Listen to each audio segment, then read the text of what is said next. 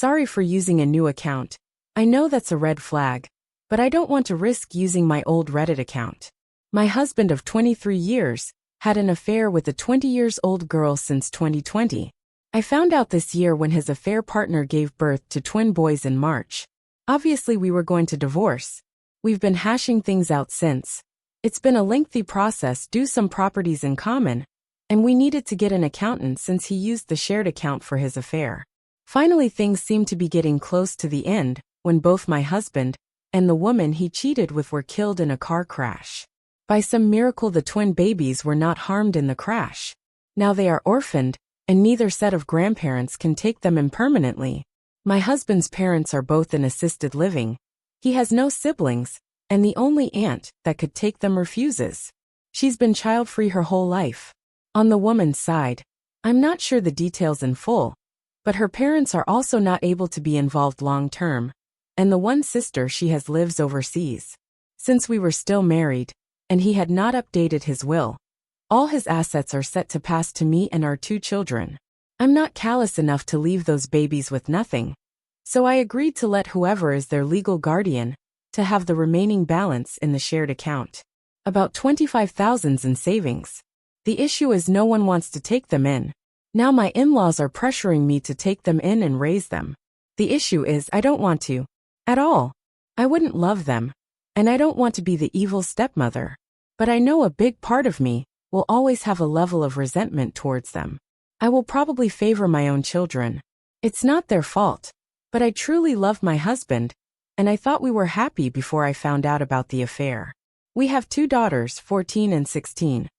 Obviously we had disagreements, but never insulted each other's before. Then I found out about the affair, and he began calling me names and blaming me for his cheating. He became abusive, and even tried to kick me of the house. My childhood home, that is not shared property for the record. I'm also raising teenagers alone now. I don't have the energy to raise babies anymore. My daughters hate their baby brothers. I tried to get them to spend time with their dad as we were divorcing, but they refused. Since this all was found out because of the babies, there wasn't really a way to sugarcoat the situation. And they are also too old to really get away with it. Most of my friends agree it's not my place to care for those children, but my in-laws, the affair woman's parents, and my mother want me to raise them. I know my mom is just having grandkids fever, but it hurts to not have her support. I have to make a decision by next week, or the boys will be going into foster care. At the moment they are temporarily placed with their maternal grandparents. I feel horrible, but I am very sure I can't take them in. Will I be the asshole if I refuse to take them in? Small update. Hey everyone, this blew up far more than I thought. And I appreciate the well wishes for my girls, the boys and myself. Also for the amount of lovely people offering to see about giving the twins a good home. I might not be their mother, but it does touch me and makes me glad there's good people out there. After thinking carefully and speaking to my lawyer, reading responses, doing research, etc., I plan to speak to the grandparents tomorrow and refuse to take legal guardianship of the boys. I will let them know of the usernames of people that offered meeting for private adoptions or fostering. But my daughters are my priority. It'll be up to the twins' grandparents to decide if they'll proceed with adoption, keep them, or turn them to the state. I wish I had the mental capacity to be the person to do this, but I have 2 girls that are going through a lot, and they need my full attention. I'll also be talking to the lawyers to figure out if the boys have any inheritance claim properly. If they do, I'll separate it and leave it to the lawyers to do what they need to do for them to have access when it's best. If they don't, I'll find a way to ensure they have access to the $25,000 I was going to give them since the beginning. I won't do more, however. My moral compass might be biased, but I don't believe I'm obligated neither morally nor legally to do more than what the word of law says. I can't help everyone, and I shouldn't have to. I have 2 girls that lost their father, 2 girls that need therapy, 2 girls just about to get to college. They've gone through enough without seeing their mother favor the children of their father's mistress. Second update. Hey everyone. So as I said 2 nights ago, I went yesterday to speak to the twins' grandparents. I explained my position and refused to take guardianship of the boys. My mother-in-law almost slapped me when I said that. But thankfully this was all done in a public place, and my father-in-law stopped her. The maternal grandparents kept pleading for me to raise them, since they didn't want to lose them. I kept saying no, and when they called me selfish, I lost it.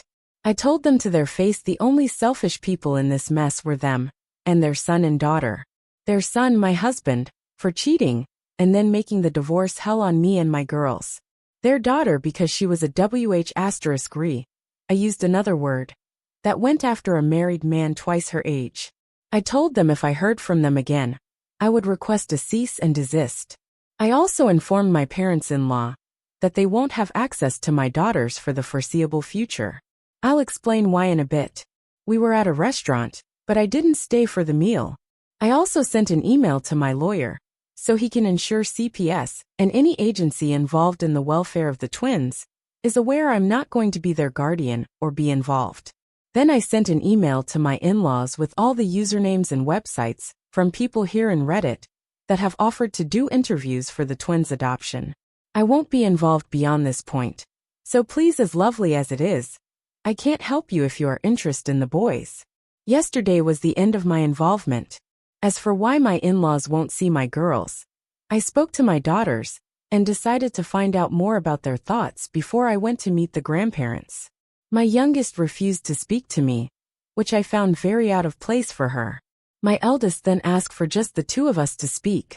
That's when she explained that my in-laws had been going on about how the girls need to get ready to go to public school instead of their private school, and to get jobs right out of high school since I will have to provide the twins with private schooling and college money.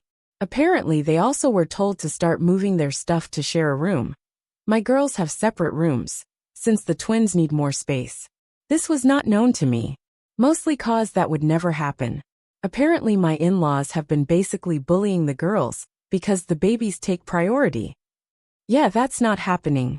I told the girls that their grandparents have no say in where they go to school, their college funds, or how the rooms are set in our house. Also that I do agree they could use a part-time job during college, and maybe a scholarship, but their tuition will be paid. I told them not to blame the babies for the stupidity of the adults. They told me they understand, but they still don't want to interact with their brothers for now. That for now part gives me hope they'll get through things. For now we're going to do some changes in the house. The girls and I both don't like there's still an office space that my husband used. We're going to make it into a gaming room for all of us. I plan to take down some pictures that have my husband in them and put them in albums for the girls. We just want to make the house more ours. As for people wondering why my girls wanted nothing to do with their father, my daughters were the ones that discovered the affair and told me when my husband took them to meet the twins at the hospital. He had asked them to keep it secret, but my girls told me. After that, my husband began treating them horribly too. He burnt all bridges with the girls. Very tiny update, since there's some people who keep harassing me in PMs. I spoke to a lawyer on Monday. The boys have no inheritance claim until a DNA test is done. After that, their only claim is against my in-laws. The shared account is not considered my husband's individual property, so it's mine. Same with the lake house. Since he had a personal savings account and a life insurance, which went to his parents, that will be the only thing the boys could claim. Obviously this can be changed if it goes to trial, but the lawyer told me with how little my husband left my girls and I, there's very little chance a judge will demand our assets. The lawyer also recommended me to completely end the idea of sharing any money with the boys. That could be used against me to claim I'm taking fiscal responsibility for them and should be considered to be their guardian. I'm dividing the money from the shared account for my daughter's college tuitions. I'm still unsure if I'll sell the lake house or not, but neither the girls nor I are attached to it. Now, please leave me alone about the boys' inheritance. Sad as it is, my husband messed everything up for his children. I'm not responsible for them, nor do I have to sacrifice my assets to set them up for a better life. Another update. There's some good news and some annoying news. The good news is the boys were safely retrieved by CPS from their maternal grandparents and will be placed in foster care until a permanent arrangement is made. I found out when it happened since their grandparents and my mother came to scream at me at work. In all honesty, I'm glad this happened at work and not at home.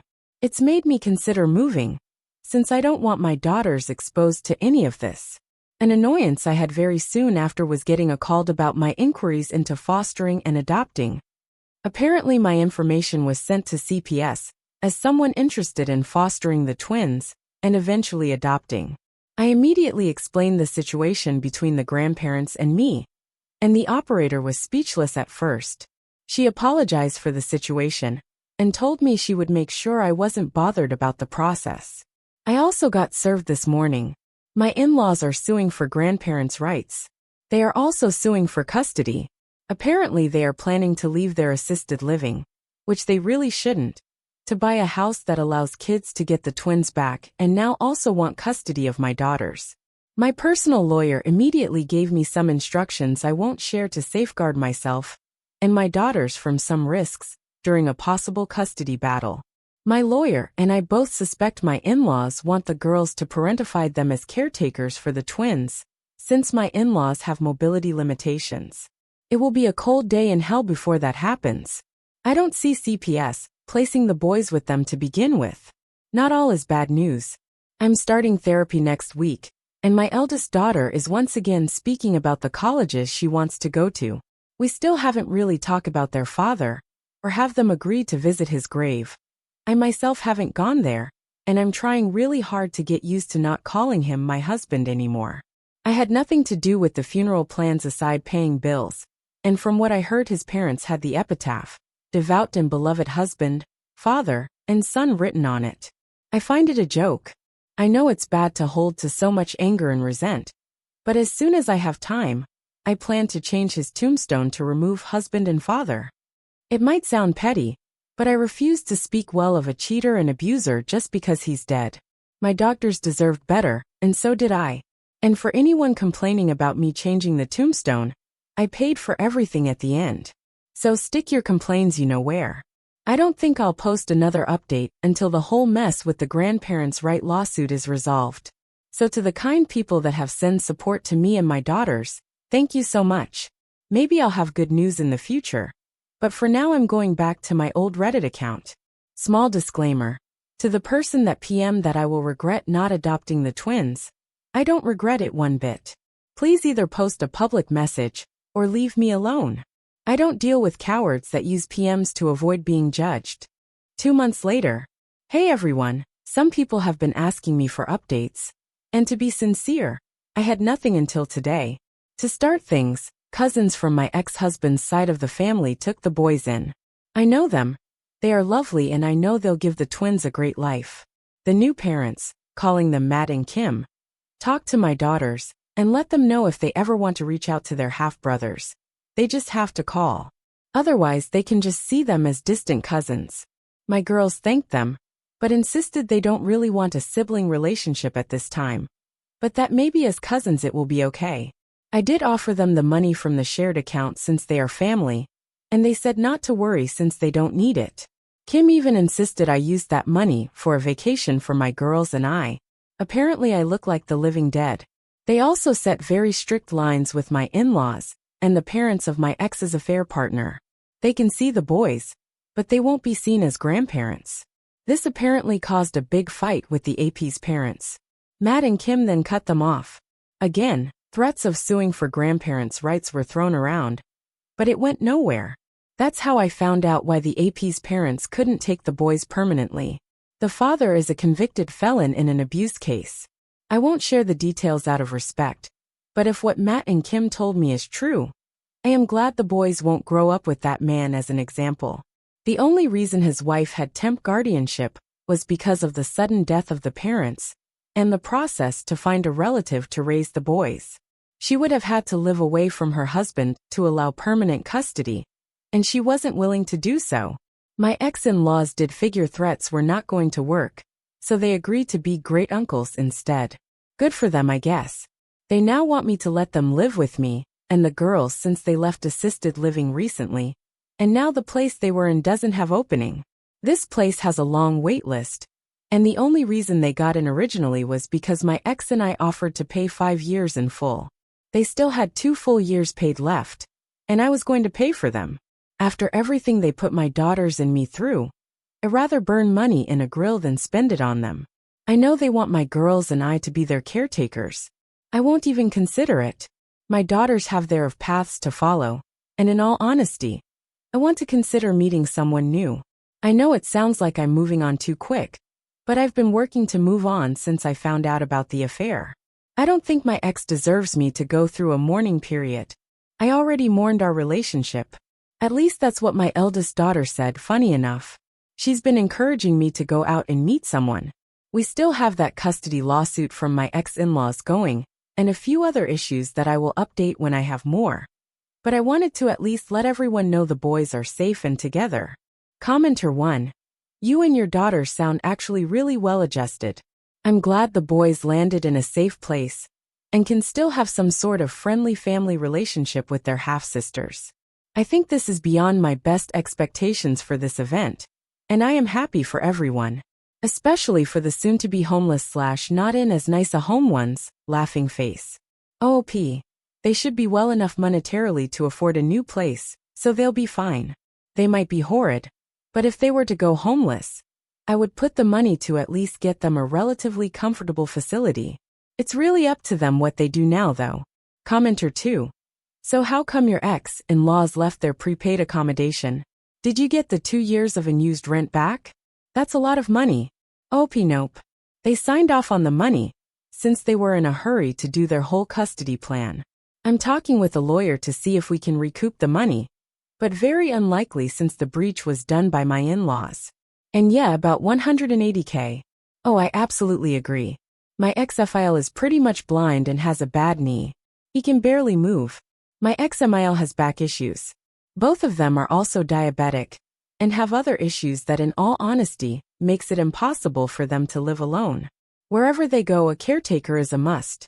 It's why my ex and I looked for a good facility. If they had not received my ex's personal savings and life insurance, I would feel obligated. But they received a lot of money from him. Enough to live comfortable if they don't squander it. Now if they do squander it, it's on them. Again, the hypothetical scenario would be if they were without means from the get-go.